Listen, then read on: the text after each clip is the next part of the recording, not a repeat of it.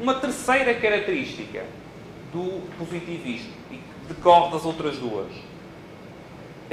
Então, se eu vou ter a ideia que tenho um tipo de conhecimento e que isso engloba, e que esse tipo de conhecimento engloba tudo o que é relevante, correto? O que é que eu vou achar em termos das minhas capacidades de previsão? Eu vou achar que tenho, desde que apanhe bem, desde que exerça bem o paradigma positivista, eu vou ter capacidades de previsão em ciências sociais. Visto ao contrário, o que é que isto dá? Dá que o parâmetro de avaliação das ciências sociais, ou da economia, numa perspectiva positivista, há de ser o quê? A capacidade de previsão. Certo? Das características do positivismo decorre, logicamente, que eu terei, só há um tipo de conhecimento, a ambição ou a ideia de que posso prever. Isso, visto ao contrário, mais não é do que, ou implica necessariamente a ideia de que a forma de avaliar a ciência é pela capacidade de previsão. O que nos leva a a meu ver, dos contributos que mais danos causou na ciência económica, na história da ciência económica toda, quer dizer, só no século XX, que foi precisamente o ensaio de Milton Friedman, em que ele defende precisamente essa ideia. Portanto, a ideia de que boa ciência económica é ciência económica com capacidade de previsão. Isso é basicamente, quer dizer, Friedman merece o elogio por ter sido claro e objetivo, quando muitos outros positivistas são menos claros e menos objetivos na explicitação do positivismo e, portanto, exigem mais trabalho na crítica, porque ele tem o mérito de ter tornado claro, de facto, as implicações do paradigma positivista, mas, de facto, independentemente ou além desse mérito de ter tornado claro as implicações do positivismo, é, na realidade, uma implicação trágica em termos de ciência económica e de ciências sociais. Trágica, mas lógica face à sequência de falácias e de problemas, mais do que falácias, à sequência de omissões e falhas epistemológicas do positivismo, ou da aplicação do positivismo, ou dos paradigmas positivistas nas ciências sociais. Portanto, é natural que, seguindo o percurso que vimos, que o positivismo acabe primeiro com uma ambição da ciência englobar todo o conhecimento e que daí decorra dessa ambição de englobar todo o conhecimento a expectativa da capacidade de previsão e então dessa expectativa decorre que o paradigma de avaliação da ciência social há de ser a maior ou menor capacidade preditiva. Não é? Portanto, e o que é que nós acabamos tendo, então? Acabamos tendo, daí um final trágico, não é?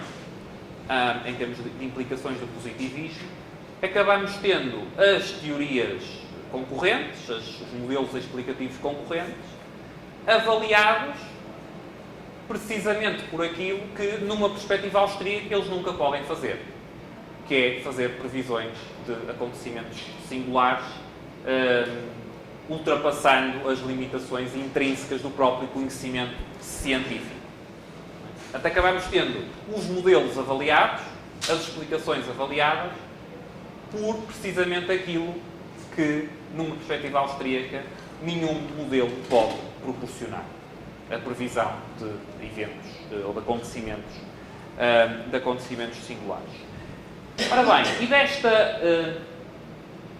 desta concepção do positivista, na perspectiva austríaca, nasce também, ou estas falácias positivistas estão também na base, na fundação das ilusões do racionalismo construtivista que apoiam, ou que são os alicerces das propostas de engenharia social dos próprios positivistas. Não é?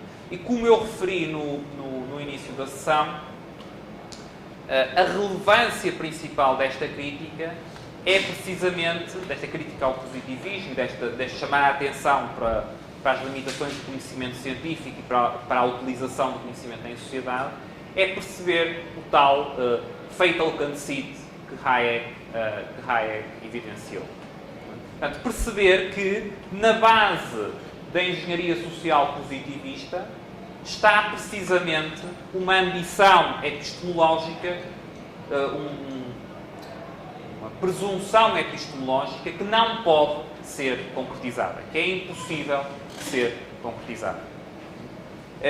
Ou seja, isto não tem a ver com a bondade ou maldade do engenheiro social, certo? Também não implica que seja bonzinho nem que seja mauzinho, não é? Nesse sentido, este argumento epistemológico não é um argumento, por exemplo, do public choice, de escolha pública. Ele é perfeitamente compatível com a violação dos pressupostos da public choice, ou seja, com eu ter um anjo a governar. Mas mesmo um anjo a governar, a menos que seja um anjo omnisciente, não é? Seja o anjo, seja Deus, diretamente, esse anjo não será capaz de aplicar o tal programa de engenharia social positivista por limitações epistemológicas do próprio conhecimento humano. Portanto, não tem a ver com bondade ou maldade, não tem a ver com inteligência ou burrice. Aliás, as pessoas que inventaram e propagaram o paradigma positivista eram certamente pessoas muito inteligentes, eram pessoas intelectualmente brilhantes, algumas deram contributos geniais noutras áreas do conhecimento, como a matemática e outras ciências. Portanto, não tem a ver com burrice ou com maldade, tem a ver com não estar consciente dos problemas epistemológicos associados ao paradigma positivista. Por outras palavras, tem a ver com o facto de que o positivismo, a engenharia social positivista, ignora a natureza do conhecimento e ignora a importância de algo que vamos falar mais no módulo de filosofia política, ignora a importância do que Hayek chamou os processos de ordem espontânea na produção e utilização desse mesmo conhecimento. Como é que podemos ter evidência disto? Como é que podemos, não teste empírico, não é? Mas como é que podemos ter exemplos disto? Pensar em exemplos disto. As instituições, numa perspectiva austríaca, as instituições sociais mais importantes, a nível moral, a nível linguístico, a nível económico, não resultam, mas mais importante do que não resultam, mais importante do que não resultam historicamente, nem poderiam resultar de exercícios, de ações, de planos de engenharia social positivista. A linguagem não foi deliberadamente inventada por nenhum ser humano e que disse aos outros, agora vamos começar a comunicar assim em vez de ser por gestos, não é? Nem poderia ser. A linguagem emerge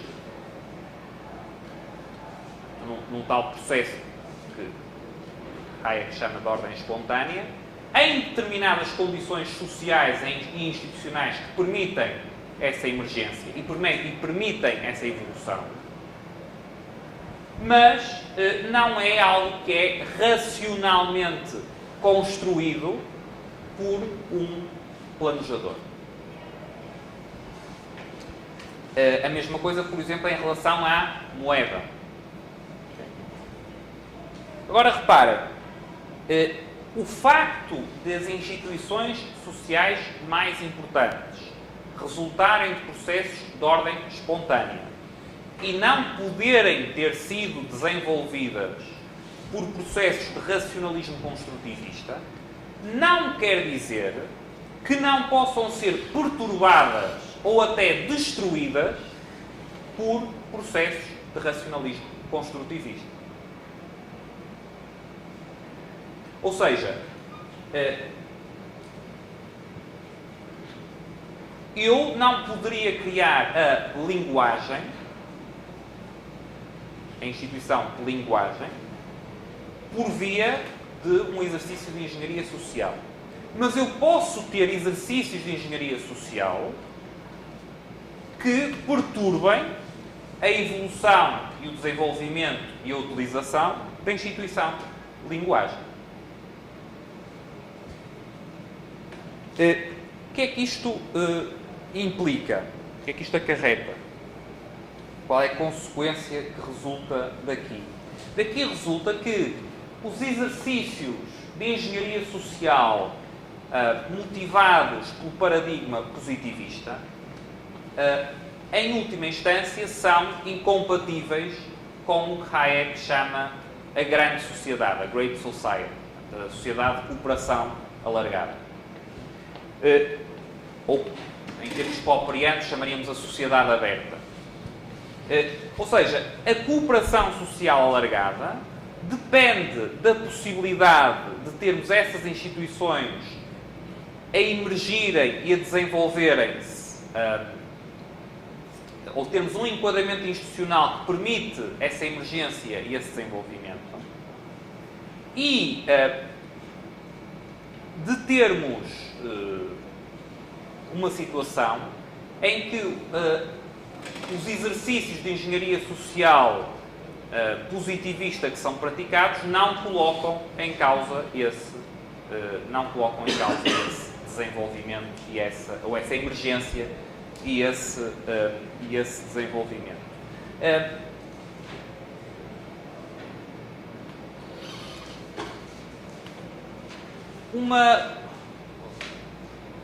Agora um exemplo que já foi antecipado por um de vocês no intervalo. À luz desta crítica ao positivismo nas ciências sociais e à engenharia social positivista, isto permite-nos ver também a crítica, o argumento da impossibilidade do cálculo económico numa economia coletivizada a outra luz. Isso permite-nos ver esse argumento como uma aplicação particular, uma aplicação específica, deste argumento mais geral da crítica ao positivismo e ao racionalismo construtivista. Ou seja, o que há de fundamental por trás da impossibilidade do cálculo económico na Socialist Commonwealth, é um problema epistemológico. É que esse cálculo económico requeriria conhecimento, a produção e articulação de conhecimento, que não pode existir fora do processo de ordenação espontânea por via dos processos de mercado, por via dos processos de interação voluntária. Okay? Portanto, percebendo estas objeções ao programa positivista, é possível ver o argumento austríaco sobre a impossibilidade do cálculo económico numa economia totalmente subordinada ao planejamento centralizado como uma aplicação específica destes problemas mais alargados.